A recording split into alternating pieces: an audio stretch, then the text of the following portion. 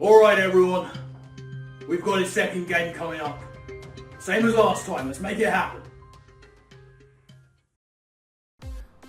Hello everyone, Shroomraver here and welcome to our second battle of PPL NX. Yes indeed, last time we got off to a very bad start, but now we are going up against Eli and the Abominable Darmanitans. His links down in the description below, make sure you check them out. He has a pretty nasty looking team consisting of Weavile, Koko, Mew, Rotom Heat, Sylveon, Donphan, Gengar, Chestnut, Copperajah and Braviary. Not an easy one to go up against. He's got a lot of big powerful potential breakers going on there. So to help out against some of those, we are starting off with a very offensive Assault Vest Iron Treads, max attack 208 Jolly on there. Earthquake, Rock Slide, Ice Spinner, and Rapid Spin. Going to be very important to keep those hazards off the field. He has some very reliable hazard setters going on there, and I don't really want to be a part of that with some of the mons that I have got. I don't want to be taking a lot of chip damage with some of those nasty sweepers that Eli has. So helping out again with that, we have our second AV user, and that is going to be Physically Defensive AV Primarina with a lot of special defense investment. We've got some nominal speed too. Rocking out with Moonblast, Surf, Psychic Noise, and Flip Turn. Very good coverage across the board here.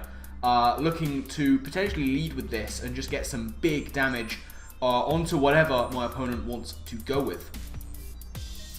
Third member of the team is going to be a potential win con here. It is Colberberry, Calm Mind, Mesprit. We have Psychic Noise, Draining Kiss, Shadow Ball, and Calm Mind on there with a Colberberry to take knockoffs from the likes of Weavile, Rogue Dark Hits maybe from Mew, Rotom Heat with the Foul Play, Donphan, potentially even Gengar. This thing can set up, take a Dark type move and start doing big damage. We are very physically defensive to tank those hits better. And we have speed to be outpacing, I think it is potentially the Quaquaval or the Rotom Heat. Fourth up, we have the Dunsparce coming in here with a Choppleberry.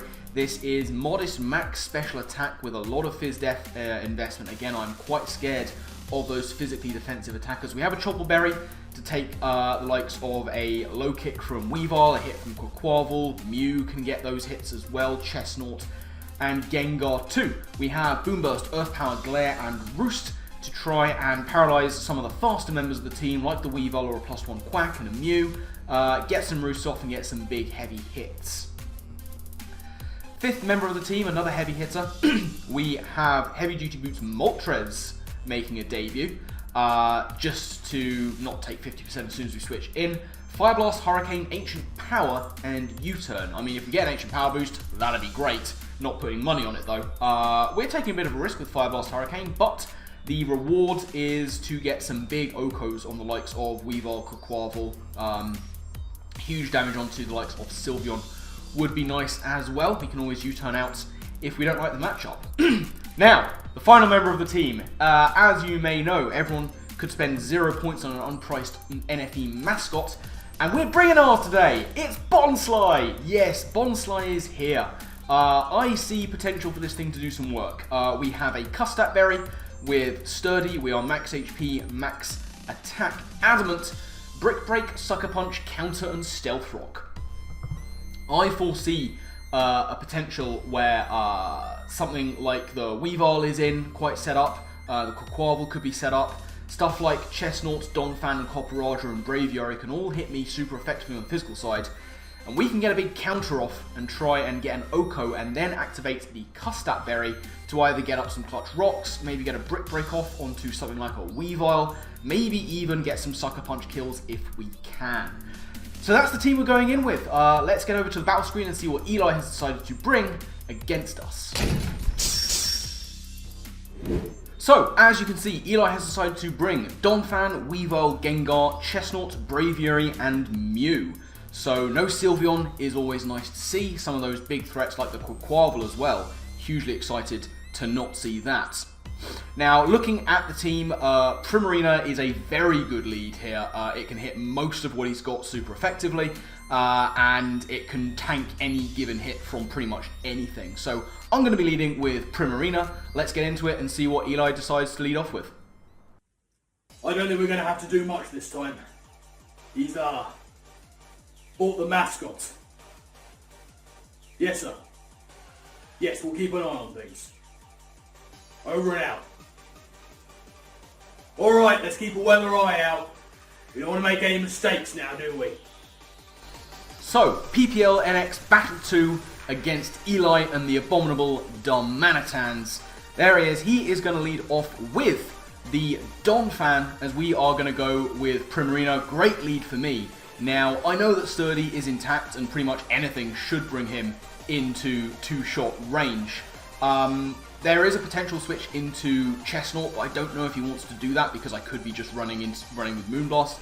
Either way, I am just going to click Surf just in case he is like a very specially defensive build with like Assault Vest or something built to take 2 fairy hits from Primarina, especially since I'm not fully invested in special attack. I am just going to go for Surf, hopefully take this thing down to Sturdy and see what he wants to do. So, going to go for the Surf, and as you'll see, that is going to take him right down to Sturdy. Great start for us getting him down that far, and in come the Stealth Rocks.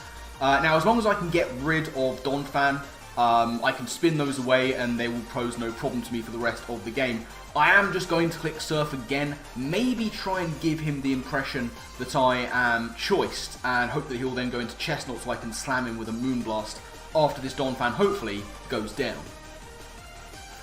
And then in comes Custap Berry. So Eli is running a Custap Berry as well, not what I was expecting. He is able to go for a pretty clutch knockoff there, gets rid of my Assault Vest, which makes me a lot less of an answer to the likes of that Gengar or maybe especially offensive Mew. But we are able to get rid of the Donphan. That is down. We take an early 6-5 lead. And now if I can get a spin-off later, we should be in a good position. And in comes Gengar. Now, without my Assault Vest, there is every chance that a Sludge Wave will just knock me out from here. And I do kind of want to keep Prim around. It is EV to outpace an uninvested Chestnut, and it should take any one hit from anything else outside maybe of this Gengar. So I'm going to make the play into my secondary Assault Vest user, that being my Iron Treads, to see if we can't take this guy on a bit better. So, gonna pull back Primarina, like I say, and I am going to go into AV user number 2, that being my Iron Treads, as Gengar is going to go for the Substitute. And I am sitting here really wishing that I just clicked Psychic Noise. That would have been a fantastic play on my part, but it wasn't a risk I could afford to take. Now, I am very aware that this thing has Cursed Body, but also I fought Eli before with a Ghost-type Pokemon, Spectria, that used Disable, and I know that Gengar can run Sub-Disable, so without wanting to get Earthquake immediately taken off the board, I'm going to click Ice Spin it here. It's pretty much guaranteed to break the sub, and then hopefully I can switch up moves and start going for Earthquake and mixing things up so that I can try and 1v1 this Gengar. So as you'll see, he is going to go for the Shadow Ball here, knowing that he would outpace, and that is going to do not a whole huge amount. He's not particularly invested in special attack. We're going to go for the Ice Spinner, and that is in fact going to break the Substitute of the Gengar right about now. At this point, predicting him to maybe want to go for a Disable or another Sub, I am going to switch up my moves and go for the Earthquake, just to make sure that I'm not completely blocked out if he does decide to go for the Disable here. So, another Substitute coming in from the Gengar. That's fine. I've just gone for the Earthquake, and that's absolutely going to break the sub of the Gengar. So in comes Earthquake. As you'll see, that's clearly going to break the Substitute, and there is going to be no Cursed Body shenanigans happening. But even so, if he was going to go for Disable, I'm thinking this might be the angle he's going for. I'm quite paranoid about it, so I'm just going to lock in on Ice Spinner immediately. Make sure that I can at least get some big damage on this Gengar if it does want to do some of these shenanigans. Now, seeing no real future in this matchup, Eli is actually going to get on out of there with Gengar, and he is going to pull the switch into Braviary. That's brilliant because we went for Ice Spinner, and that's going to do a clean 50%, meaning that he is certainly an offensive build. And now I have to react to a very offensive, potentially, Braviary.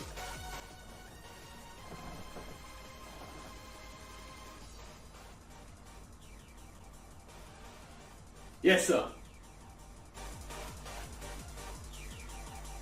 And unfortunately, we do get some technical difficulties right about now, so we're going to have to just do a bit of recreation and go from there. So, we are back after some technical difficulties. I had made the decision to go into my Moltres on this guy, hoping that he is not scarfed, hoping that I'd then be able to just outpace and get a big KO with Ancient Power. And hoping really that I can take a hit. You know, Braviary is nothing to mess with. So I'm going to make the switch out, potentially on a close combat, into my Moltres. So here it is. Here is that switch. We are going to get on out of there. Go into the Moltres. So we have a bird-on-bird action, but not for long, because he's going to get out as well. And he is going to make the play into, on my wrist, which is the Weavile. This isn't terrible for us. It also gives us some information that Braviary is not Choice Scarf. That's good to know. So he could still be just a powerful banded set. But I'm pretty confident I can live any one hit from a Weavile. And I'm going to take the risk of just going for Fire Blast and seeing if we can't just wipe this Weavile off the face of the earth.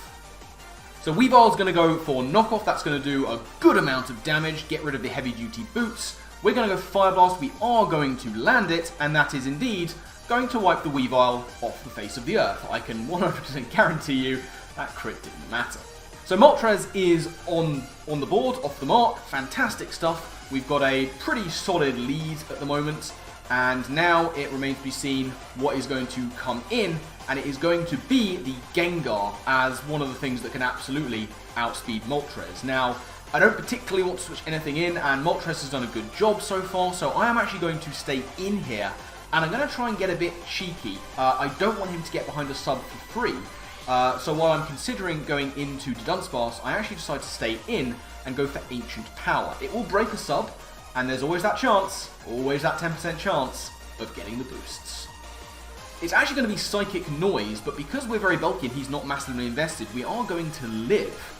So kind of wishing I'd gone for Hurricane or Fire Blast, I am going to go for the Ancient Power. That is going to do a nominal amount of damage. We unfortunately are not quite going to get the boosts there, which is a shame, but it's okay. I am going to stay in here and hope that we can maybe break another sub if he wants to get greedy. If he takes us out, so be it. We can then go into something to try and revenge it. So now in comes the Shadow Ball from Gengar. That is, of course, going to take out my Moltres. Down it goes, but it's done a good job taking out one of the big threats on my opponent's team. Now we have to go into something to try and take on this Gengar. Now, I don't have anything that naturally outspeeds. There is an option of going into the Dunsparce here, but Iron Treads is also a very good choice. It won't die from anything, and it should be able to 1v1 Gengar. And Treads is going to be the play. Knowing that I do want to try and spin at some point means I have to be a little bit careful. But this is realistically the only thing that's going to be able to take on this Gengar without taking a massive hit. I haven't seen that fourth move. I didn't want to go into Prim because it still could be Sludge Bomb or Sludge Wave. So I am just going to stay in here and attack the Gengar, thinking he's probably going to want to try and get another sub up on me. And he does indeed go for the substitute. He still has enough health to get one more up after this. I am, as I say, going to go for the attack. In this case, it's going to be Ice Spinner, and that is going to break the sub. So he's not getting away with anything like that. And I am just committed to attacking this Gengar now. I want it gone. It can't do a massive amount of damage to me. And like I say, I should be able to take him on after this next hit. If he goes for a sub again, he's not going to be able to make another one. And then he goes for the Disable. I called it! I called it so early, and I didn't switch up my moves here, which is a real shame. I really should have gone for Earthquake there, and that would have been Gengar gone. And now we are locked out of using Ice Spinner, so there is a potentially free switch into the Braviary. However, I have seen that he doesn't have poison stabs, so I'm going to go into my Primarina to try and counteract him. But Eli is going to get in there ahead of me, and he is going to go into his Braviary, which is a consummate threat. Now, there is every chance that he can just take me out here with a Brave Bird or something along those lines. Certainly if he's choice banded, which he very well could be. I am just going to stay in. There's nothing I particularly want to take a hit from this guy. So, under the impression that I might be able to live with my physical defense investment, I am going to stay in and click the Moonblast button and hope that we can live a hit. Now he is going to go for Body Slam, and my god, we do not live that hit. This is Life Orb Sheer Force Body Slam from Braviary, as I have come to learn. However, I didn't know that at the time. There is still every chance he could be choice banded. And in that instance, what I'm actually going to do is make a bit of an odd play, and I'm going to go into my Iron Treads. Reason being, this is going to be one of my opportunities to get a spin-off, and I do want to get that spin-off. If it means that Iron Treads goes down because he's not choice banded, kind of so be it. But if he is choiced, he isn't going to want to stay in here. So as I say, I'm going to go into Iron Treads. I know I outspeed, I know he's not scarfed, so I can guarantee getting this spin off. And maybe he is just going to go for the attack, maybe he's going to switch out, but Gengar isn't safe for him to do so. So I'm very confident in going for Rapid Spin here.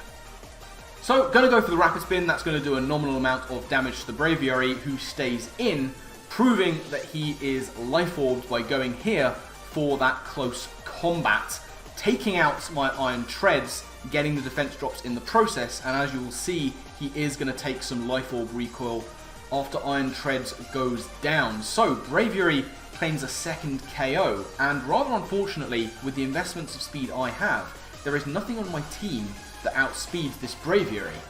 However, there is something that can out-prioritize him.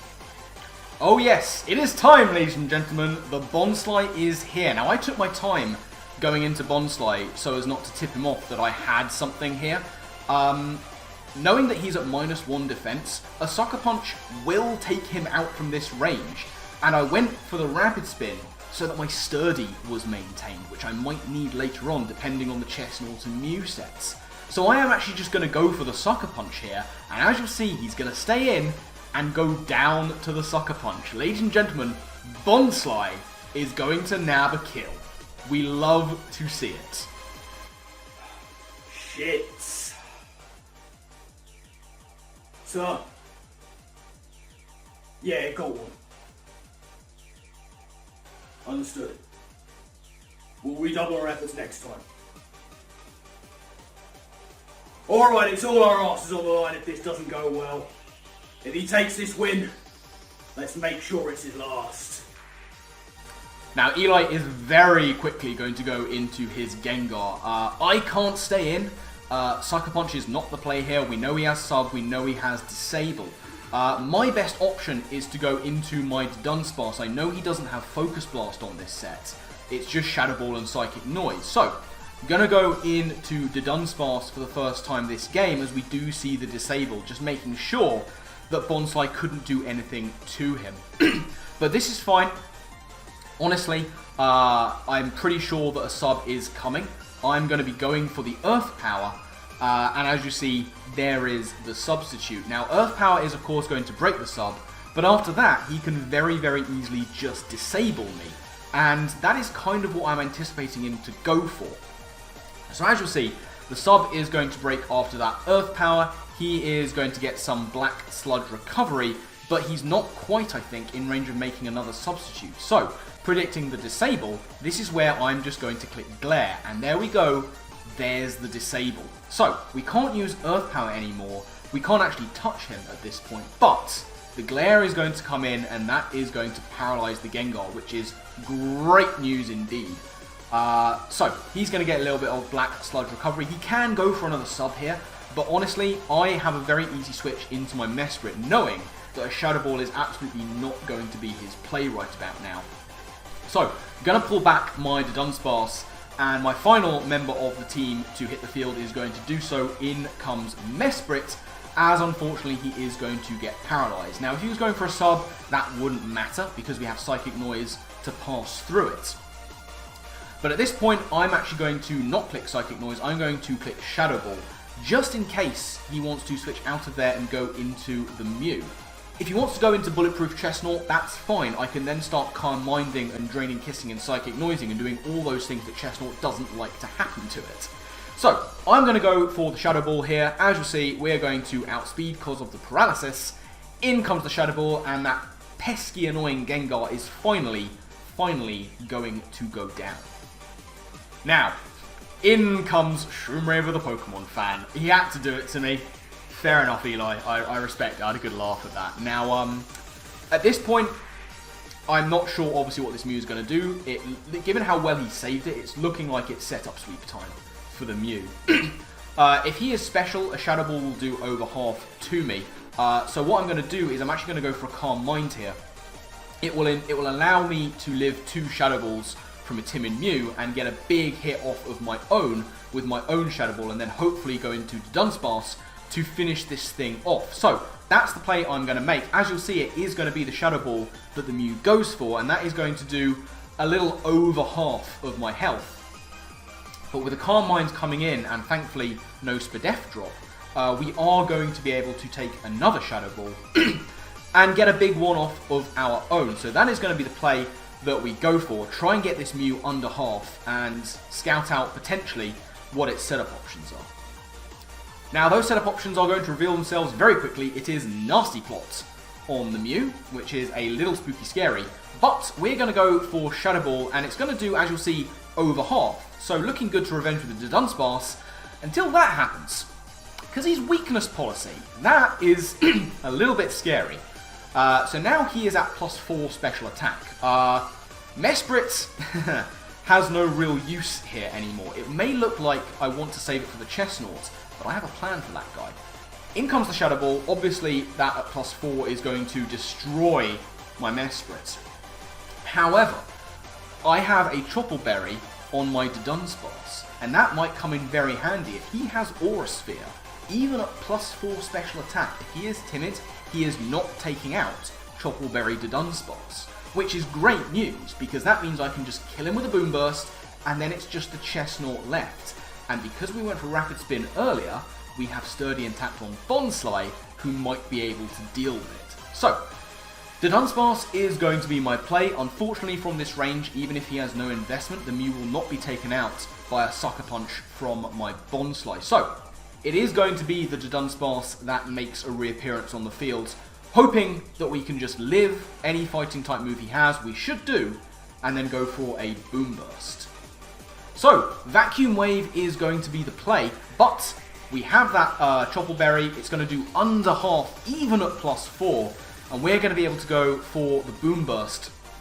That's going to take out the Mew, thankfully, and now all Eli has left is the Chestnut, and we have managed to save a very unexpected piece that should be able to deal with it. So, Chestnut is going to hit the field. I am just going to click Boom Burst. There is no reason for me not to do this. It won't kill, but we should be good for the end game. Now, he's going to go for Belly Drum here, which is a bit scary, but odd HP on Belly Drum means that no Citrus Berry is going to proc. We're going to go for the Boom Burst. That is going to take out the Chestnut from there. Down it goes, and that is going to be the game. So, great game to my man Eli. I know he was a little bit upset with himself about the EVing on that Chestnut. If he had got the Citrus Berry, if he had been even number of HP and got the Citrus Berry, he actually would have lived that Boom Burst and been able to take us out. It wouldn't have mattered in the end, because we went for the Rapid Spin. It meant we still had Sturdy intact on Bonsly, so we'd have lived whatever hit he wanted to go for and been able to go for counter to take him out of the game. But we do manage to take a win, so we are off the mark finally in this little tournament league season thing, which is great stuff. Remember, as always, check out links to my opponent Eli down in the description below. Make sure you do that. He makes some great content. He's a good friend of the PPL, so do that. Check out all of his stuff. But I'm getting it out of here. I've rambled on far too long, so my final thank you to you all for watching. And I guess with that, I will see you next time. Laters.